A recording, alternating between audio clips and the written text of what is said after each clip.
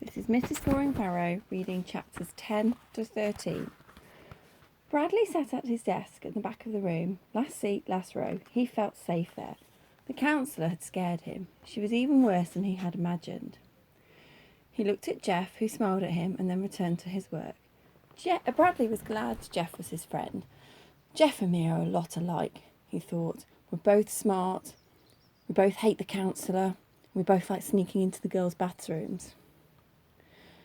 Actually, Bradley never had been inside a girl's bathroom. It was something he always wanted to do, but he'd never had the courage even to peek into one. But now that he and Jeff were friends, he hoped Jeff would take him inside one. He was dying to know what they looked like. He imagined they were carpeted in gold, with pink wallpaper and red velvet toilet seats. He thought girl toilets would look nothing like boy toilets. They'd probably be more like fountains with coloured water. So how'd you like Carla? Jeff asked him after school. They were walking along the sidewalk to the school building, carrying their raincoats. It was no longer raining. She's weird, he replied. She likes to eat dog food. Jeff made a face. Did she say that? Bradley nodded. She asked me why the president doesn't wear a hat. How am I supposed to know that? Jeff shrugged and said, I don't know. You don't like her, do you? Bradley asked. I hate her, said Bradley. Me too, said Jeff. I hate her. Bradley smiled his distorted smile. You want to go sneak inside the girls' bathroom? He asked. You mean now? Why not? Now's not a good time, said Jeff. Why not? Jeff thought a moment. There won't be any girls there now, he said. They all go home to use their own bathrooms. You're right, Bradley agreed. Good thinking. We'll do it tomorrow during recess. Jeff smiled weakly. They walked around the corner of the building. Hello, Jeff, said Laurie Weston. Hi, Jeff, said Melinda Birch. Hi, Colleen said so quietly that the F couldn't be heard. They'd been waiting for him to come by. Somehow they'd found out his name. Hello, hi, Jeff answered, blushing. Laurie laughed. Then the three girls hurried away. Stupid girls, said Bradley. Yeah, Jeff muttered. I hate them, said Bradley. Me too, said Jeff. Why'd you say hello to them? They said hello to me first, Jeff replied. So? Jeff shrugged. Whenever anybody says hello to me, I always say hello back. Why? I don't know, I can't help it. It's like when someone says thank you, don't you automatically say you're welcome? No. I do, said Jeff. He shrugged again. I guess it's like a reflex. Like when you go to the doctor and he taps your knee, you have to kick. You can't help it. It's the same thing. When someone says hello to me, I always have to say hello back. Bradley tried to make sense out of what Jeff said. I know what you can do, he suggested. The next time one of those girls says hello to you, kick her. Chapter 11. A week later, they still hadn't gone into the girls' bathroom. Jeff always had a good reason why it wasn't the right time. Recess was the wrong time because it would be better to wait until after lunch, after the girls had eaten. Lunch was no good because they hadn't had time to digest their food. Listening to Jeff, it would seem the girls never had to go to the bathroom. But Bradley had never been happier. He was thrilled to have a friend. He was even beginning to like school. Jeff had 2 gold stars next to his name. Bradley felt proud when he looked at them, almost like he had earned them himself. What do you want to do? Jeff asked. Nothing, said Bradley. It was lunchtime. They had finished eating and were sitting out on the grass. Did the counsellor say anything stupid today? Bradley asked. He looked down at the ground, then boldly stated, I like her. Bradley was shocked. She said that I can like her even if you hate her, Jeff asserted. It doesn't mean that you and I can't still be friends. We don't have to agree on everything. She said friendships are stronger when everyone has different opinions to share. You told her I hated her? Bradley asked. Jeff nodded. Good. Except she didn't believe me, said Jeff. She's weird, said Bradley. She never believes anything anyone says. I'm not going to see her anymore. She said you don't have to. I told her you wouldn't show up today. She said that was okay. She said you don't have to do anything you don't want to do. Bradley turned and looked back toward the school in the direction of the counsellor's office. That's one of her tricks, he said. So what do you want to do? Jeff asked. Nothing. A basketball bounced away from the basketball court and rolled toward them. Jeff jumped up and grabbed it. Hey, fish nose over there, called Robbie, a boy from their class. Kick it the other way, urged Bradley. Jeff threw the ball all the way on a fly to Robbie. You should have kicked it onto the roof, said Bradley. Maybe they'll let us play, said Jeff. Let's ask them. Bradley shook his head. No, I don't want to. Jeff watched the boys play basketball for a moment, then sat back down with Bradley. Uh-oh, Bradley said. Here come the girls. Again, try not to say hello to them. Hello, Jeff, said Laurie. Hello, said Jeff. Hi, said Melinda. Hi, said Jeff. Hi, Jeff, whispered Colleen. Hi, whispered Jeff.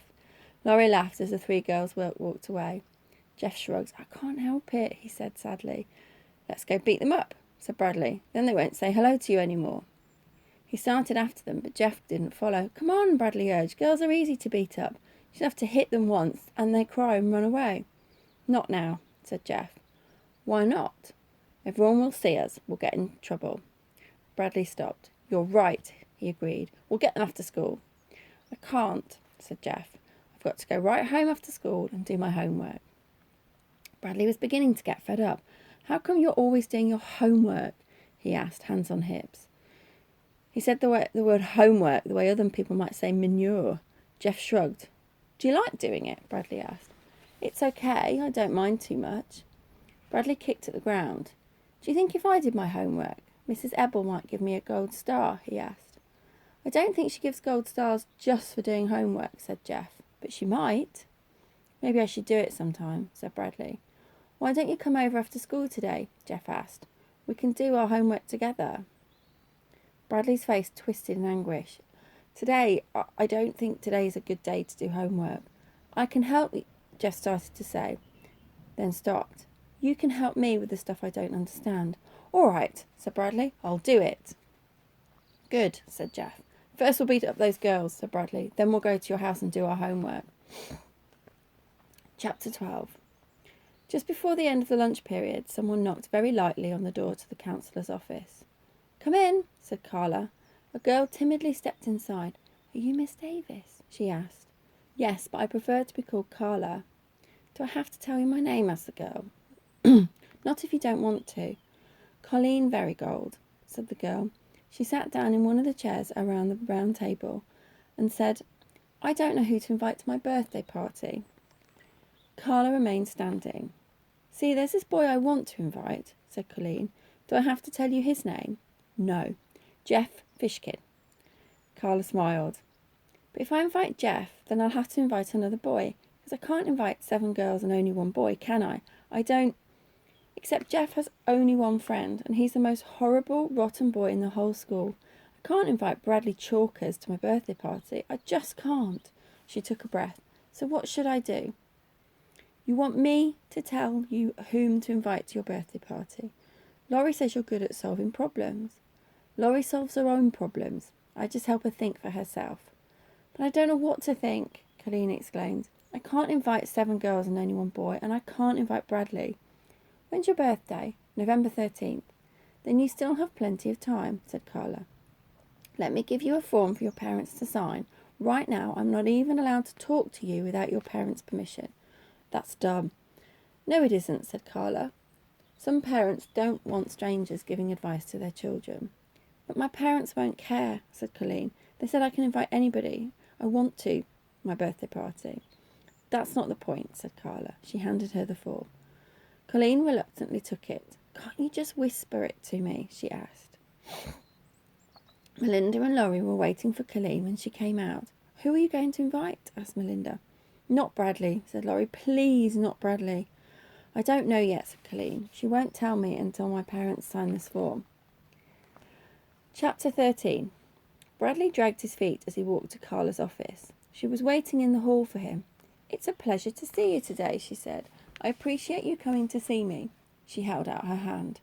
He stepped past her and sat down at the round table. She sat across from him. The reason the president doesn't wear a hat is because the doorways are too low, he said. He used to wear one, but every time he walked through the door, he'd hit his hat and it would fall on the floor. That makes sense, Carla agreed. Thank you for sharing that with me. But, she whispered, I thought you weren't allowed to tell me such top-secret information. The president says he trusts you, said Bradley. Thank you, Bradley, said Carla. I'm glad you trust me. He looked at her as if he thought she were deaf. He hadn't said he trusted her. He had said the president trusted her, but he decided to let it go. She was wearing a yellow shirt with large green triangular buttons all the way down the front. On one side of the buttons was a big white exclamation point. On the other side there was a big white question mark. Jeff trusts you too, he said. I understand you two have become friends, said Carla. We're best friends. That's wonderful, said Carla. Today after school we're going to do our homework together. At his house, I'm going to help him with the stuff he doesn't understand. That's very nice of you, said Carla. I'm sure Jeff appreciates having you as a friend. I'm his only friend, said Bradley. But even if he had other friends, he won't have other friends. Bradley interrupted. You don't know that. Yes, I do. I'm his only friend. But suppose he makes new friends. I don't want him to. But if he makes new friends, then his new friends could become your friends too. He won't, said Bradley, shaking his head. Just because you and he are friends, that doesn't mean he can't have other friends too, said Carla. Yes, it does. Why? Because, he said proudly, so long as Jeff is friends with me, nobody else will like him.